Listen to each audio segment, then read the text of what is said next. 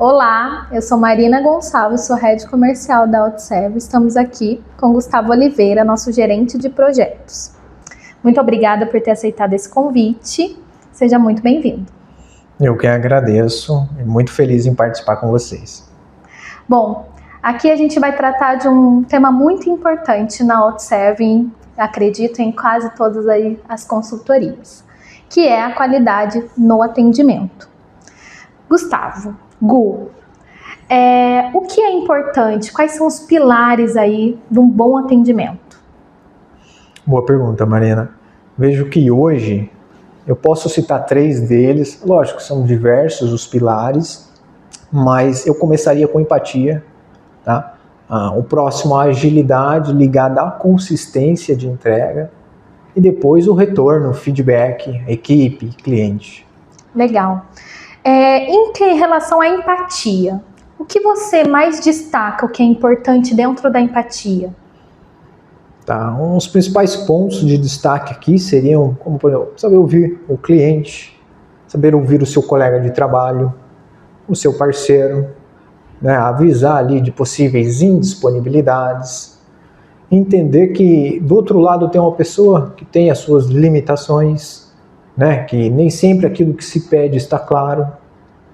Eu acho que esses são alguns dos principais pontos dentro deste primeiro pilar. Ok. Dentro desse universo de projetos, tem algum exemplo que você possa dar do nível de empático que a gente precisou ter e teve um case de sucesso, teve sucesso no projeto, a gente conseguiu converter em venda e tudo mais? Sim, nós temos alguns casos. Vou citar um deles, né?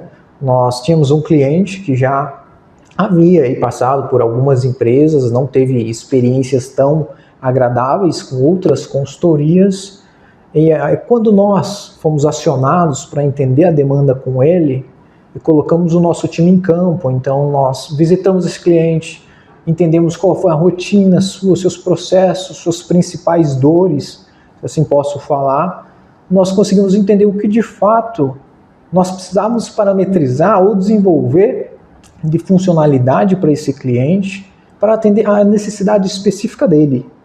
Então, como empresa, como consultoria, eu acho que hoje faz muito sentido esse atendimento personalizado. Acho que era isso que faltava para ele.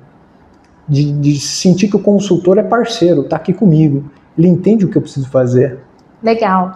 Então, quer dizer que você foi no cliente, levantou todas as necessidades dele, olhou no olho dele, viu o que ele precisava, trouxe tudo aqui e a gente formulou e aí o projeto teve sucesso.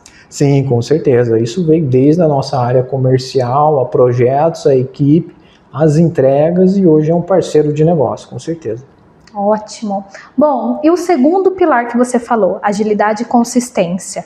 Me fala um pouquinho mais sobre agilidade e consistência dentro desse mundo aí de cliente, consultor, projeto e etc. Tá bom.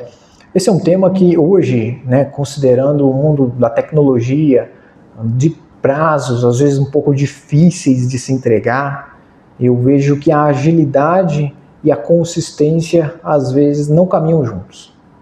Então, às vezes o cliente tem uma necessidade, uma demanda que ele precisa para um período muito específico interno, e às vezes você entregar isso de uma velocidade um pouco mais rápida, com agilidade, nem sempre significa qualidade. Eu entregar aquilo bem.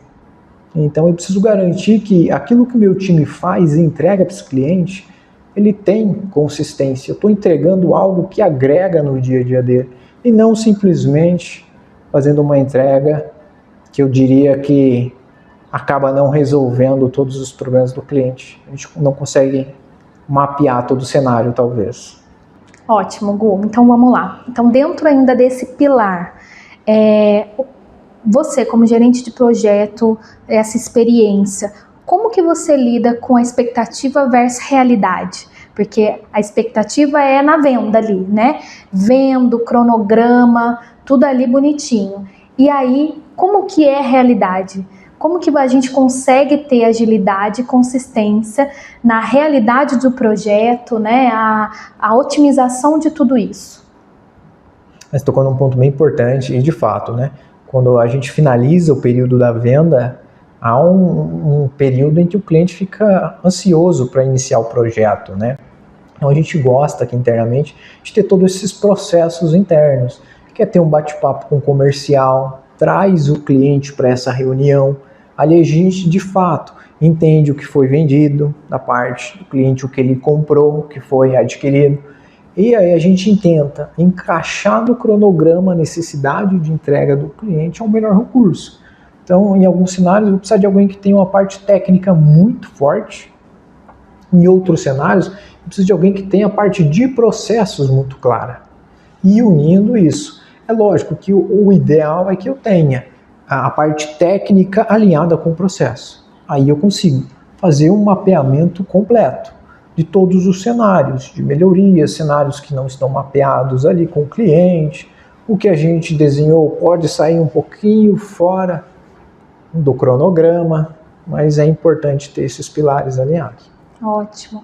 E acontece da gente errar, de alocar um recurso errado ou ter mapeado errado, acontece de alguns danos assim no meio ou no fim ou no começo gerar?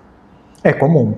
É mais comum do que se imagina, tá? Então a gente vive sim esses momentos, é por isso que eu gosto bastante de fazer essa passagem de bastão entre vendas e a parte técnica, porque é neste momento que eu gosto de trazer o cliente para a reunião, assim como a gente viveu alguns momentos recentes, né, para que tenhamos de fato uma assertividade muito grande. Mesmo assim, ainda é possível acontecer de alocar um recurso ou um cenário que não tem ou não performa do jeito que a gente esperava, porque às vezes aquele cenário está um pouquinho fora do contexto da realidade daquele profissional, e a gente tem que ter esse jogo de cintura para mudar as pessoas.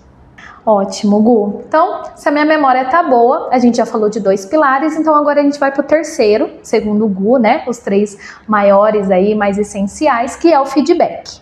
Então, Gu, dentro desse ambiente de projeto, o que o feedback é importante?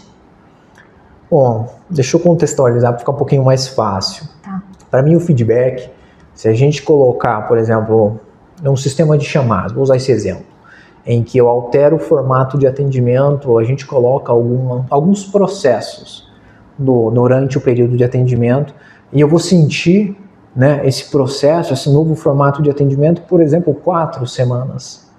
Então o feedback ele é essencial para mim, porque eu consigo monitorar o que funcionou muito bem durante essas 4 semanas, o que não funcionou, entender quem eu preciso capacitar dentro da minha equipe, quais são os pontos de maior fragilidade. Isso não só internamente, né? Externamente também. Trazer isso para o cliente, entender quais os pontos que talvez a gente precisa melhorar, o que está funcionando muito bem lá fora. Eu acho que isso faz com que a gente tenha um enriquecimento, né, e um crescimento contínuo. A gente não se perde no meio do caminho. Legal. Bom, você está falando aí então de um feedback externo. E existe o feedback interno? Do time, dos recursos, né, de todas as equipes ali dos projetos. Existe também esse 360 aí de aqui também a gente ter algum feedback para levar ao cliente, né? Porque eu vejo que a gente vê muita melhoria, né? O nosso consultor, ele é um especialista, então ele vê muitas oportunidades dentro do sistema do cliente, dentro dos procedimentos do cliente. Isso também acontece? Sim, acontece. A gente sempre reserva em nossos projetos, tá, um momento que é um momento de lições aprendidas.